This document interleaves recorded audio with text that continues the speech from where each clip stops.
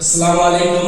নবম দশম শ্রেণীর প্রিয় শিক্ষার্থী বন্ধুরা, তোমাদের গণিত বিষয়ে অনুশীলনী 1 এর যে এমসিকিউ প্রশ্নগুলো আছে সেই প্রশ্নগুলোর সমাধান দেখিয়ে দিচ্ছি। দেখো, এখানে লেখা আছে 1 নম্বর প্রশ্নে নিচের কোনটি অমূলক সংখ্যা। এখানে ক নম্বর প্রশ্নে ক নম্বর অপশনে দেওয়া আছে যে 0.3 পৌনপুনি।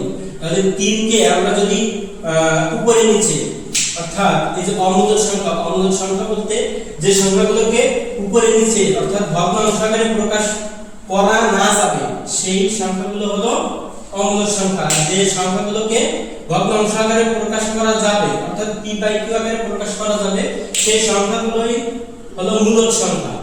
এখন এটাকে আমরা এই p/q আকারে অর্থাৎ উপরে নিচে আকারে প্রকাশ করার চেষ্টা করব।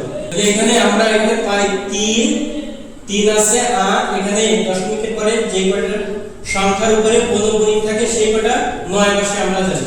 তাহলে আমরা এটাকে এই সংখ্যাটাকে একটা ভগ্নাংশ আকারে প্রকাশ করতে পারতেছি। তাহলে এটা আমাদের অমূলক সংখ্যা হবে না। যদি না পারতাম তাহলে এটা অমূলক সংখ্যা হতো। পরের খ নম্বর অপশনে দেখো, এখানে 16 অর্থাৎ 16 এর বর্গমূল আর 9 এর বর্গমূল। এখন 16 এর বর্গমূল সমান আমরা জানি 4 আর 9 এর বর্গমূল সমান আমরা জানি 3। তাহলে এটাকেও ভগ্নাংশ আকারে প্রকাশ করতে পারতেছি। আবার পরের গ নম্বর অপশনে দেখো, এখানে 8 এর ঘনমূল আর 27 এর ঘনমূল আকারে আছে। তাহলে এখানে আমরা জানি 8 এর ঘনমূল 2 আর 27 এর ঘনমূল 3। তাহলে এটাকেও আমরা ভগ্নাংশ আকারে প্রকাশ করতে পারছি। তাহলে যেহেতু এই তিনটা হয়নি, তাহলে এটা নিঃসন্দেহে সঠিক উত্তর। তাহলে আমাদের ঘ নম্বর সঠিক উত্তর। আর এখানে দেখো কেন এটা সঠিক উত্তর, 5 ডিভাইডেড বাই √3। এখন আমরা √3 সমান জানি যে 1.732 অসীম পর্যন্ত। এখন এই সংখ্যাটাকে আমরা কি এখানে পুরোপুরি বসায় শেষ করতে পারি না, কিন্তু এই সংখ্যাগুলোকে বসায় কি শেষ করতে পারছি। এটা অসীম পর্যন্ত নাই, কিন্তু এই সংখ্যাটা অসীম পর্যন্ত আছে। তাহলে এখানে উপরে নিচে বসায় আমরা শেষ করতে পারবো না। যেহেতু পারবো না, এই কারণে এটা অমূলক সংখ্যা। আর যেগুলো পারছি সেগুলো হলো মূলক সংখ্যা। উপরে নিচে আকারে প্রকাশ করতে পারলে সেটা মূলক সংখ্যা, আর যদি প্রকাশ না করা যায় তাহলে সেটা অমূলক সংখ্যা। এরপরে 2 নম্বর প্রশ্ন দেখো, a b c d চারটি ক্রমিক স্বাভাবিক সংখ্যা হলে নিচের কোনটি পূর্ণবর্গ সংখ্যা। এখন ক নম্বর অপশনে দেওয়া আছে a b c d অর্থাৎ a এর সাথে b এর সাথে c এর সাথে d এর সাথে সবকটার সাথে গুণ সম্পর্ক। তাহলে এখানে চারটি ক্রমিক স্বাভাবিক সংখ্যা যদি হয়, তাহলে আমরা চারটি ক্রমিক স্বাভাবিক সংখ্যা যদি নিই 1 2 3 4, এই চারটি ক্রমিক স্বাভাবিক সংখ্যা নিলাম। তাহলে এই কয়টার সাথে যদি আমরা গুণ করি তাহলে একটা পূর্ণবর্গ সংখ্যা পাই কিনা সেটা দেখো তোমরা। 1 এর সাথে 2 গুণ করলে 2 হয়, অর্থাৎ 2 1 কে 2, সেই 2 এর সাথে 3 গুণ করলে 3 1 কে 3, 1 গুণ 2, 2 1 কে 2 এর সাথে 3 গুণ করলে 3 গুণে 6, 6 এর সাথে 4 গুণ করলে 4 7 24 হয়। কত হয়? 24 হয়। তাহলে 24 কি পূর্ণবর্গ সংখ্যা? আমরা জানি 25 পূর্ণবর্গ সংখ্যা, কিন্তু 24 তো পূর্ণবর্গ সংখ্যা না। তাহলে এটা সঠিক উত্তর হবে না। 25 একটি পূর্ণবর্গ সংখ্যা, কারণ আমরা জানি কি 5 এর বর্গ যদি করা হয় তাহলে 25 পাই। তাহলে 25 টা একটি পূর্ণবর্গ সংখ্যা। তাহলে এখানে ক নম্বর অপশনটা সঠিক উত্তর হবে না। খ নম্বর অপশনটা দেখো তোমরা। খ নম্বর অপশনে দেওয়া আছে ab + cd অর্থাৎ a সমান যদি আমরা 1 আর 2 অর্থাৎ এই দুটোর সাথে যদি গুণ সম্পর্ক আকারে প্রকাশ করি, আর cd সমান আমরা নিতে পারি 3 আর 4, অর্থাৎ এই দুইটা ক্রমিক স্বাভাবিক সংখ্যা সবগুলো। তাহলে এখানে 1 আর 2 গুণ করলে 2 1 কে 2 যোগ 3 4 12, 12 আর 2 আমরা জানি 14। তাহলে 14 পূর্ণবর্গ সংখ্যা না, তাহলে এটাও হবে না, এই অপশনটাও হবে না। গ নম্বর অপশন দেখো, a b c d অর্থাৎ 1 এর সাথে পরের সংখ্যা ক্রমিক স্বাভাবিক সংখ্যা 2 গুণ 3 গুণ 4 এই কয়টা যদি গুণ করা হয় তাহলে আমরা জানি কত, এখানে ক নাম্বার অপশনে আমরা করছিলাম এই কয়টা গুণ করলে 24 পাইছিলাম, তাহলে এই কয়টা গুণ করলে 24, এর সাথে যদি 1 যোগ করি তাহলে আমরা টোটাল পাবো 25 পাবো। তাহলে 25 আমাদের এটা হচ্ছে পূর্ণবর্গ সংখ্যা, বুঝা গেছে? কারণ আমরা জানি কি 5 এর বর্গ করলে 25 পাই। তাহলে এখানে আমরা এই গ নাম্বার অপশনটা অর্থাৎ এই চারটি ক্রমিক স্বাভাবিক সংখ্যা যদি হয় তাহলে পূর্ণবর্গ সংখ্যা এই গ নাম্বারটি হবে। তাহলে গ নাম্বার আমাদের সঠিক উত্তর। এরপরে 3 নম্বর প্রশ্ন দেখো 1 থেকে 10 পর্যন্ত মৌলিক সংখ্যা কয়টি? এখানে ক নাম্বার অপশনে আছে 3টি, খ নাম্বার 4টি, গ নাম্বার 5টি, ঘ নাম্বার 6টি। এখন কোনটা হবে সঠিক? সঠিক উত্তর আমরা জানি 1 থেকে 10 পর্যন্ত 4টি মৌলিক সংখ্যা। কি কি? 1 বাদে 2 3 5 7 এই 4টি মৌলিক সংখ্যা। তাহলে ঘ নাম্বার সঠিক উত্তর। কারণ 4টি মৌলিক সংখ্যা কি হবে? আমরা জানি যে সকল সংখ্যাকে মৌলিক সংখ্যা কাকে বলে? যে সকল সংখ্যাকে 1 ও ওই সংখ্যা অর্থাৎ যে সংখ্যাকে বলা হবে ওই সংখ্যা বাদে অন্য কোনো সংখ্যা দ্বারা বিভাজ্য নয়, অর্থাৎ ভাগ করা যাবে না, তাহলে সেই সংখ্যাগুলো মৌলিক সংখ্যা। তাহলে এখানে 1 বাদে, তাহলে 1 বাদে বাকি যে সংখ্যাগুলো আছে এখানে দেখি আমরা 2 কে 2 দিয়ে ভাগ করা যায় আর 1 দিয়ে ভাগ করা যায়, আর কোনো কিছু দ্বারা ভাগ করা যায় না। 3 কে 3 দ্বারা ভাগ করা যায়, 1 দিয়ে ভাগ করা যায়। একইভাবে 5 কে 1 দ্বারা ভাগ করা যায় আর 1 দিয়ে ভাগ করা যায়। আবার 7 কে 7 দ্বারা ভাগ করা যায়, আবার 1 দিয়ে ভাগ করা যায়। তাহলে এখানে এই সব কয়টাকে এখানে যে সংখ্যাগুলো আছে সেই সংখ্যা আর 1 এছাড়া অন্য কোনো সংখ্যাগুলোকে ভাগ করা যায় না, তাহলে এই সংখ্যাগুলো সব হলো মৌলিক সংখ্যা। এরপরে বিজোড় সংখ্যা 9 আছে, 9 তো 3 দ্বারা ভাগ করা যায়, তাহলে 9 বিজোড় সংখ্যা হবে না। তাহলে এখানে আমরা দেখতেছি 1 থেকে 10 পর্যন্ত মৌলিক সংখ্যা 4টি। তাহলে এখানে খ নাম্বার সঠিক উত্তর। এরপরে 4 নম্বর প্রশ্নে দেখো এখানে দেওয়া আছে কোনটি সকল পূর্ণ সংখ্যার সেট।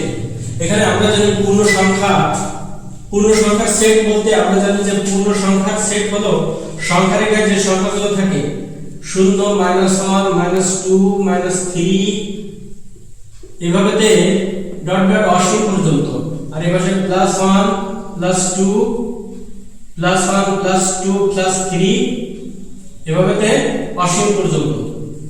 এখন এই সংখ্যা ভিতরে যে সংখ্যাগুলো থাকবে মেইনটেইন করে, অর্থাৎ এখানে সিরিয়াল অনুযায়ী মেইনটেইন করে যে সংখ্যাগুলো থাকবে সেই সংখ্যাগুলোই হবে এখানে পূর্ণ সংখ্যার সেট, সকল পূর্ণ সংখ্যার সেট। আর সকল পূর্ণ সংখ্যার সেট কোন নাম্বার দেখো এখানে দেওয়া আছে যে ডট ডট ডট ডট 4 -4 -2 0 2 4।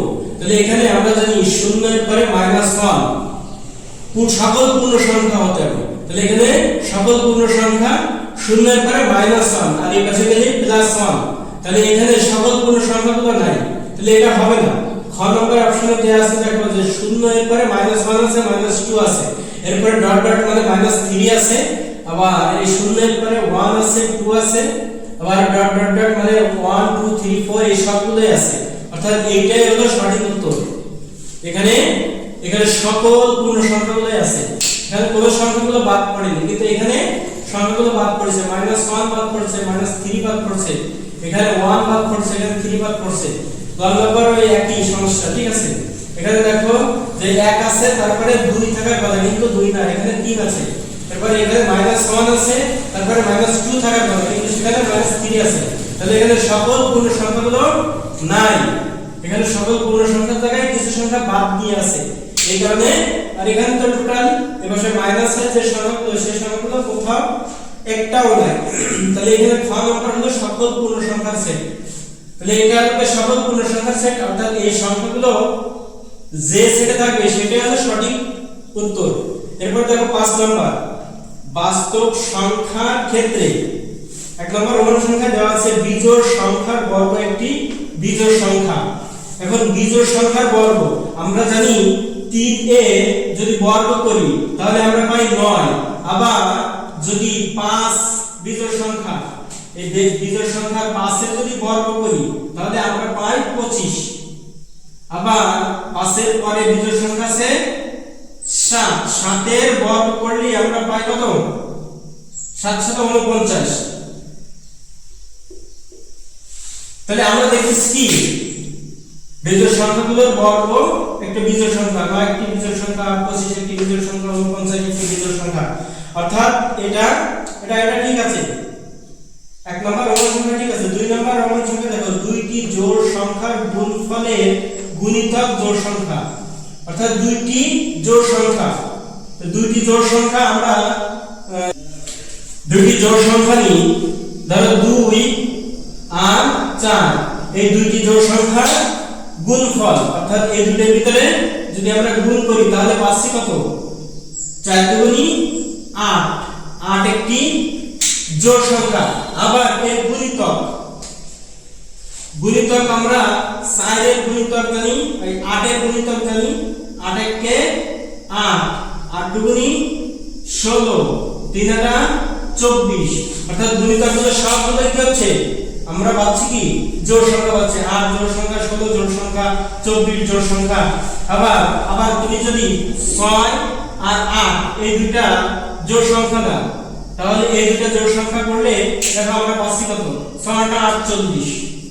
48 এর গুণিতক আমরা দেখতে পারি যে 48 এর গুণিতক যে সংখ্যাগুলো পাবো সকল সংখ্যাগুলোই এখানে জোড় সংখ্যা হবে। 48 এর গুণিতক 48 একে 48, আবার 48 গুণ 2, 48 দুগুণী 96। এইভাবে যত সংখ্যাগুলোই আমরা পাবো সকল সংখ্যাগুলো জোড় সংখ্যা আসবে। অর্থাৎ এই যে দুইটি জোড় সংখ্যার গুণফল এর গুণিতকগুলো জোড় সংখ্যা হবে। তাহলে এটাও সঠিক আছে। এরপর 3 নম্বর এমন সংখ্যা দেখো, পূর্ণবর্গ নয় এমন সংখ্যার বর্গমূল মূলদ সংখ্যা। এখন পূর্ণবর্গ নয় এমন সংখ্যার বর্গমূল, পূর্ণবর্গ না আমরা জানি যে পূর্ণবর্গ সংখ্যা কোনগুলা? পূর্ণবর্গ সংখ্যা আছে 4, তারপরে 9, তারপরে 25, এগুলো সব কি পূর্ণবর্গ সংখ্যা। তাহলে পূর্ণবর্গ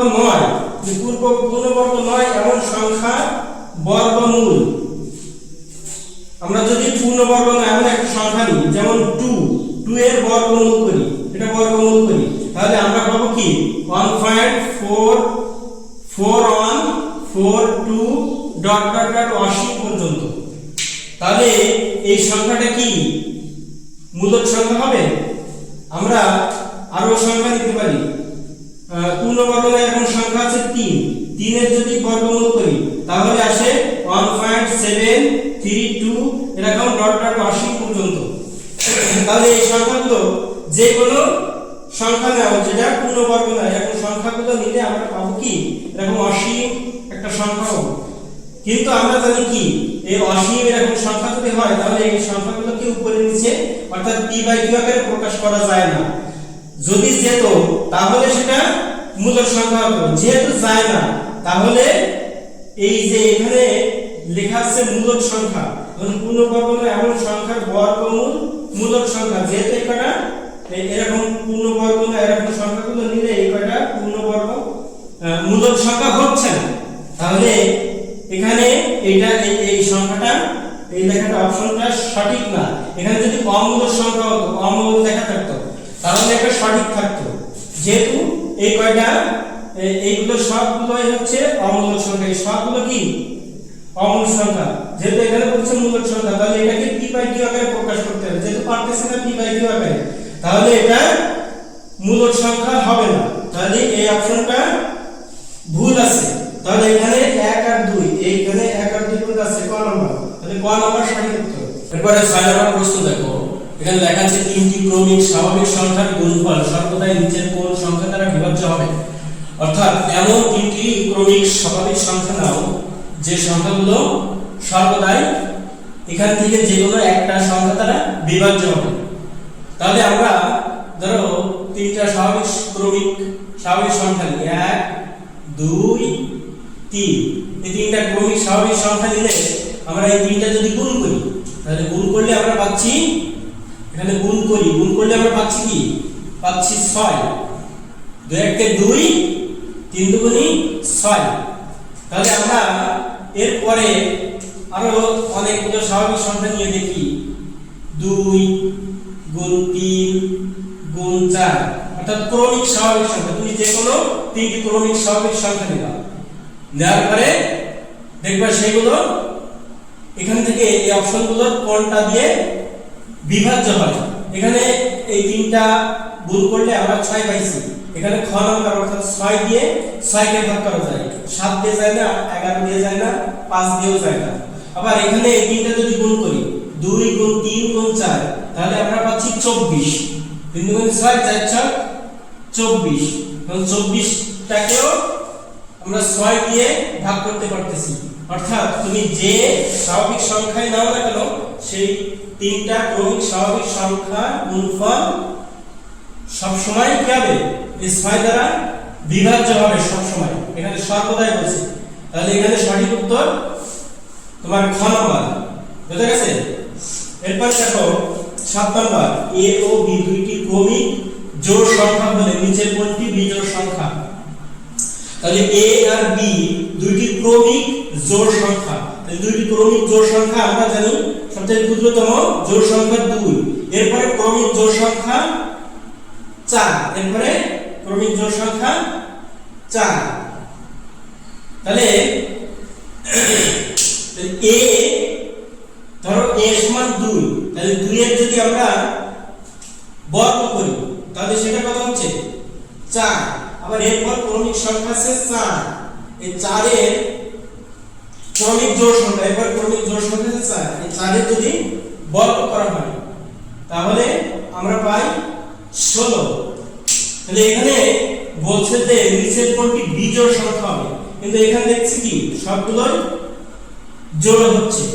আবার b সমান তুমি যদি এই 2 4 অথবা 6 8 এগুলো যে কোনো কিছু ধরো, যে কোনো কিছু, যে কোনো সংখ্যা জোড় সংখ্যা যদি ধরো তাহলে কি হবে, এখানে স্কয়ার করলে 16, 6 এর স্কয়ার করলে 36 হচ্ছে, সেটা জোড় সংখ্যা।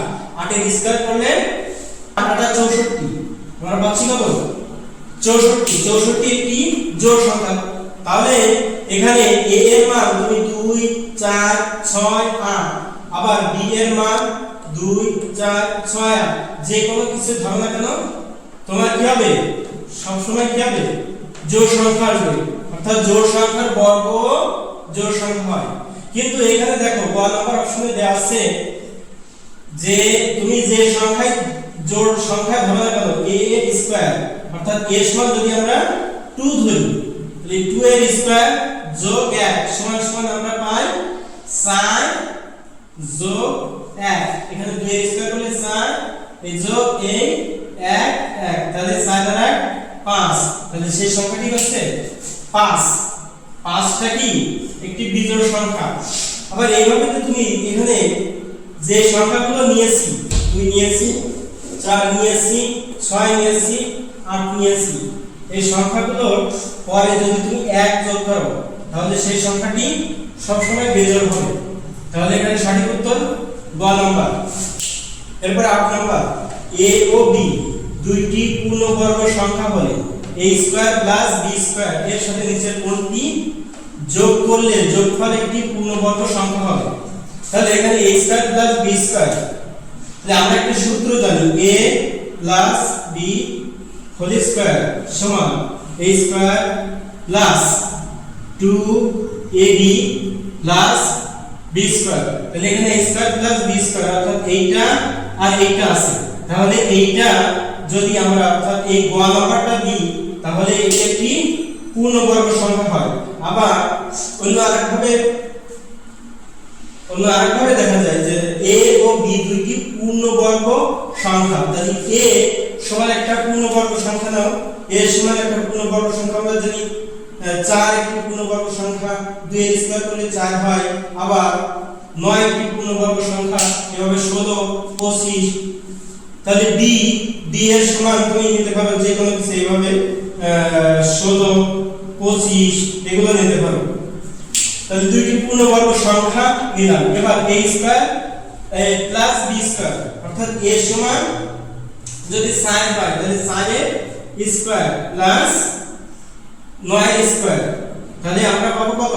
4 এর স্কয়ার করলে আমরা পাবো 16 প্লাস 9 এর স্কয়ার করলে আমরা পাবো 81। যদি 16 আর 81 যদি যোগ করো তাহলে আমরা পাবো এখানে 4 1 7 8 8 9 97 পাবো। ঠিক আছে, কিন্তু 97 তো পূর্ণবর্গ সংখ্যা না, তাহলে এর সাথে নিচের কোন সংখ্যা যোগ করলে যোগফল একটি পূর্ণবর্গ হবে। তাহলে 97 এর পরে যোগ সংখ্যা কত আছে?